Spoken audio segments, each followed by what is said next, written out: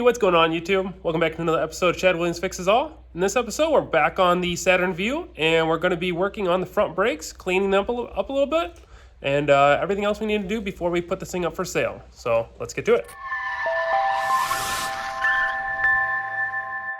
So a quick update before we start working on this. As you've seen in a previous episode, we did have a Chevy Cobalt that we went ahead and flipped, and just recently I did actually sell it. So behind me, we have no more Cobalt, just our two vehicles. So that worked out really well, made a lot of good profit on that, and the car ran really great, honestly. It was a good running car, good engine, everything like that.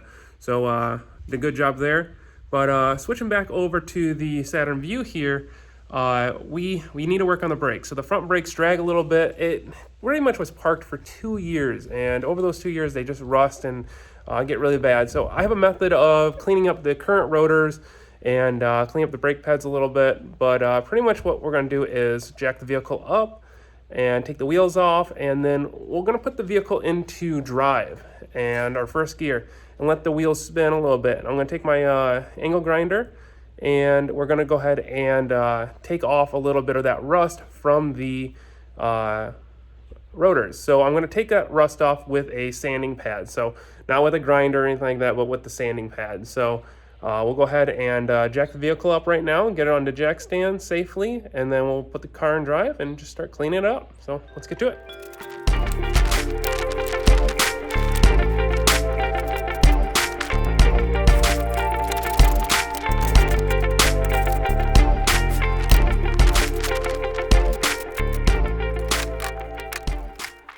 Alright, now with the Saturn Vue jacked up, let's go ahead and take a look and see what we're working with on these rotors, why we need to do what we need to do. So there is a ton of rust all over these rotors. The brake caliper is not looking that great either, but it's been sitting for like 2 years. We need to get all this corrosion off, and how we're going to do that is with this sanding pad right here onto my my angle grinder, and then of course wear safety glasses. Face shield would probably be better, but I just got safety glasses. And what we're going to do is just put the car into drive, and one of the wheels will spin, one of them will not. So we'll have to start with whichever one spins first, because this does have a limited slip differential. So only one side spins when it notices loss of traction. So we'll go ahead and pick out which side is spinning first, work on that one first, and get these rotors cleaned up. So one thing to note before you do this, or if you try to attempt it, this isn't the safest way of doing it. Probably just getting new rotors is the smarter way of doing it, but these look fine. Just getting the rust off is our main goal. Another thing is, if your vehicle is all-wheel drive, you'd have to jack up the rear too, but mine is just front-wheel drive, so I just have it blocked off back there and prevent it from rolling. I got it safely up in the air with jack stands. Safety is the key here, honestly, if you try to attempt this. But just be careful, take your time. And also, don't let that cord get wrapped up in those wheel studs. You will have a bad time. So let's go ahead and start doing this.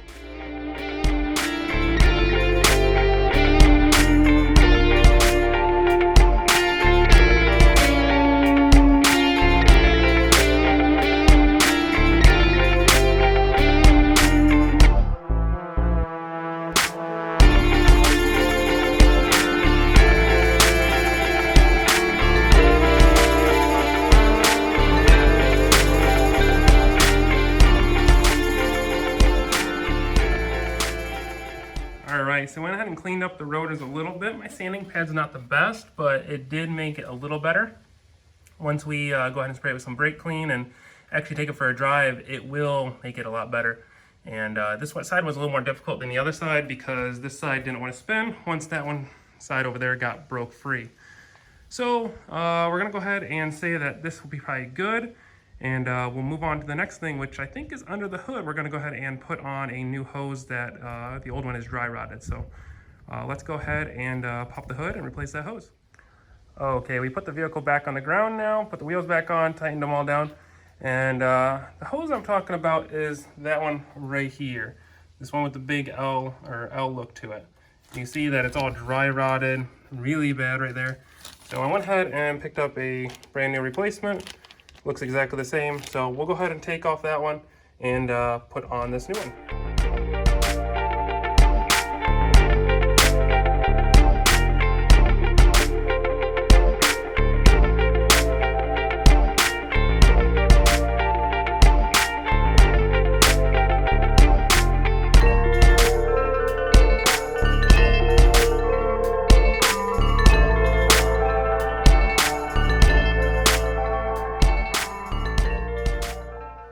All right, there we go. We put this new hose on.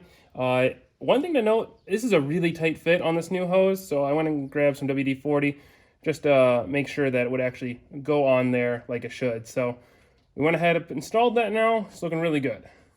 All right, so the next thing we're gonna go ahead and do is we have a check engine light on right now, and I looked at it and it looked like an O2 sensor.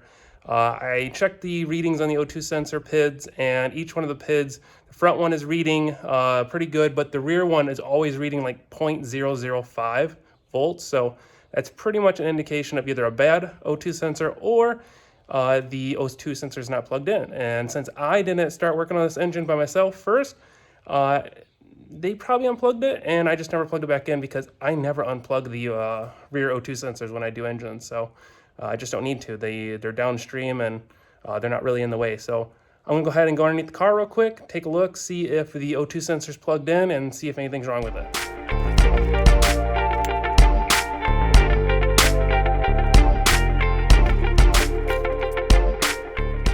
So I went ahead and went underneath, took a look where that O2 sensor was downstream, and as far as I could tell, it is plugged in because the plug for it is actually right there on the firewall. So it is plugged in right there, and the clip is everything all in. This wire looks really good coming all the way up to the main wire loom. So I'm not quite sure if that is the exact issue, but I'll go ahead and run the codes again, see if I'm pulling any type of other issue. You can see this O2 sensor right here, that's also plugged in successfully. So it's definitely not the upstream one, but there's only two. So if it is the O2 sensor, it doesn't seem like it's a plug issue.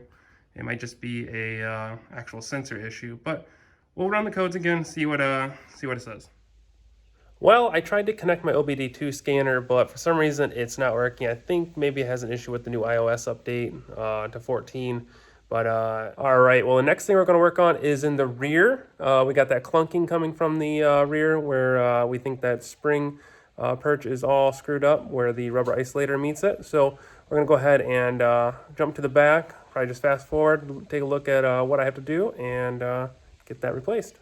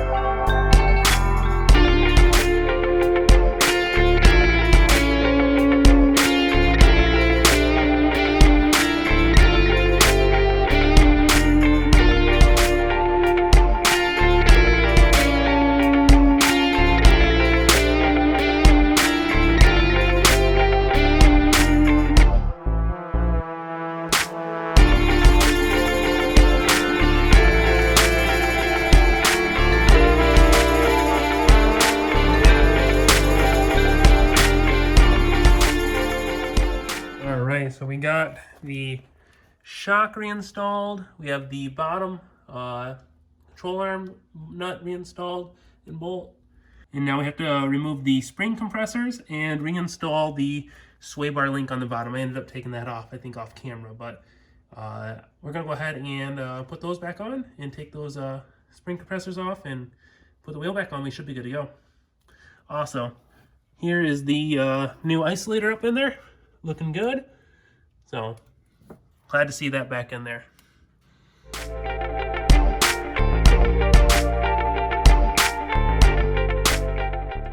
And there we go, that rear spring isolator is now fixed.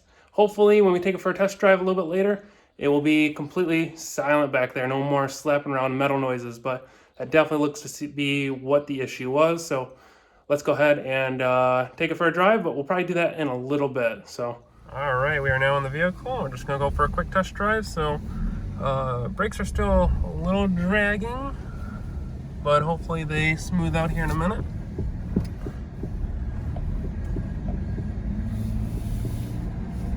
You can see there I have that check engine light on. But that noise coming from the rear before seems to have gone away. So that rubber isolator must have fixed it. I'm just going to hit the brakes, see what these feel like real quick. Oh wow, much better. Might be able to actually stop like we need to now.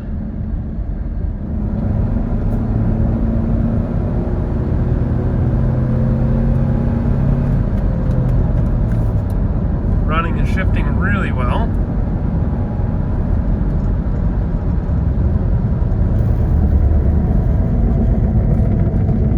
Brakes are working okay.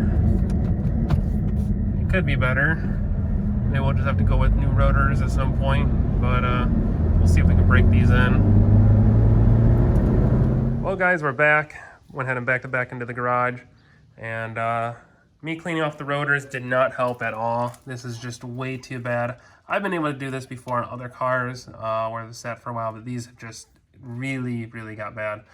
So what we're gonna go ahead and do is just order new rotors, new brake pads, and I'll have a future episode of me just doing the brake job on the Saturn Vue. Otherwise than that, the noise in the rear did go away with that new rubber isolator mount on the rear spring. So that's looking really good. Looks like that tire's a little low, so I'll have to air that up. But I'm just really happy that all the noise went away from back here. That's looking really good still. But we'll go ahead and probably call it quits today on the Vue. We did a few things today with the rotors. We tried to fix the rotors and brake pads. We attempted to see why the check engine light's on, but that is not wanting to turn off, and I need to fiddle with my OBD2 connector. Having issues. We replaced that one hose on the engine that was really dry rotted. Made sure the O2 sensor was still connected, like I was wondering. We also went ahead and redid the rear spring perch where the insulator is. So got a few things done. We'll order the front rotors and the brake pads for this and get that done, and have one other thing planned for a separate video on we're gonna go ahead and work on the plastics on this. We're gonna dye those plastics back to black like they were from the factory. Right now you can see here they're really, really gray. It looks okay since this is a silver vehicle, but we're gonna go ahead and dye them back to what they should have been from the factory, and you can go ahead and catch that video in the future episode. But for now, we're gonna just go ahead and call it quits for this one. Please make sure to like this video, subscribe, and check out my other ones. So thanks for watching.